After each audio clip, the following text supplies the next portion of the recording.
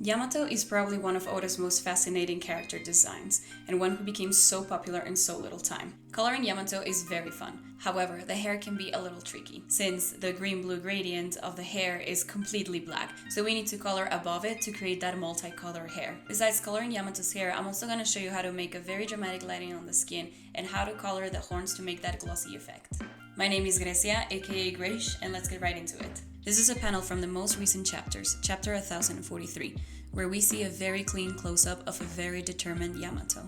I started off on the skin using a warm skin tone, since the scene is surrounded by fire and explosions going on during the Battle of Onigashima. From this point, I am going to stack shade after shade, darker and darker, selecting specific areas of the face where I want the shading to be, and where I want the light to remain. For example, the bridge of the nose will remain bright, and I left some bright areas to create depth and dimension, like on the apples of the cheeks, the chin, and part of the forehead. I definitely added shadows on either side of the nose, and mainly half of the face, and where the hair strands fall. I added a little bit of a pink tint on the lips, the upper lip darker than the bottom lip, assuming the bottom lip will be plumper than the top lip, therefore creating a shadow on the upper lip. I added some blood as well, and went ahead and erased some of the original liner to have a cleaner face for the purpose of this video. You don't have to erase anything necessarily.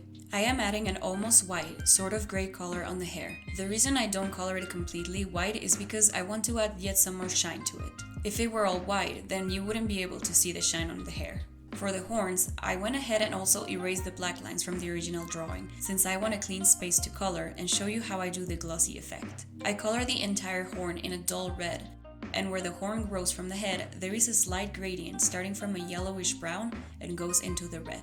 Before we move on to the glossy and shiny effect, I went ahead and added some background and shaded the white parts of the hair with a darker gray color. Now, creating a new layer above the original line art, we are going to use the round brush from the painting tab, and in a small size, start creating multiple strokes above the line art, following the direction of each strand.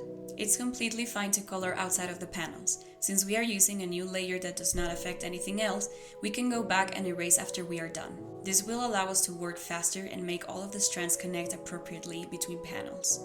I then added a darker green aquamarine kind of color on the strands we just created to add some shading. I then made a more teal bluish color and colored the ends of the hair.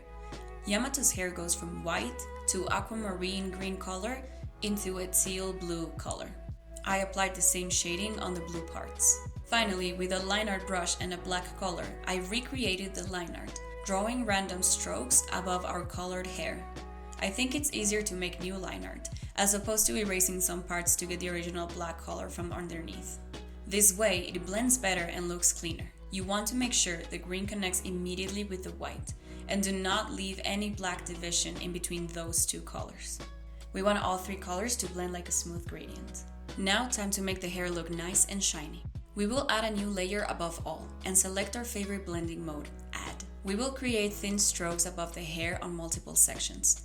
I selected a white color for all of these sections, and since I did not apply too much pressure, it picked up a green and blue shine above those sections. With the medium brush on the airbrushing tab, we will grab a bright red color, and on that same add layer, we will draw a thick stroke following along the lighter part of the horn. It now looks shiny, but we will add some more details to give it that glossy effect. On the same add layer, we will grab a very thin brush, preferably the brush you use for the line art, and grab a white color. I like to divide it into some scribbles, then a curved line, then scribbles, and so on, following that pattern. It makes it shiny, but it also makes it look like the horn has texture. And now final touches, and you know how it goes. Adding shine all around the edges of the face, hair, horns, and basically everything else. Then creating a new layer above the base colors but below the line art, and selecting the blending mode luminosity, we will grab a dark brown color and add even deeper shadows above our original shadows. We can play around with the opacity percentage if you want these shadows to be harsh or smoother.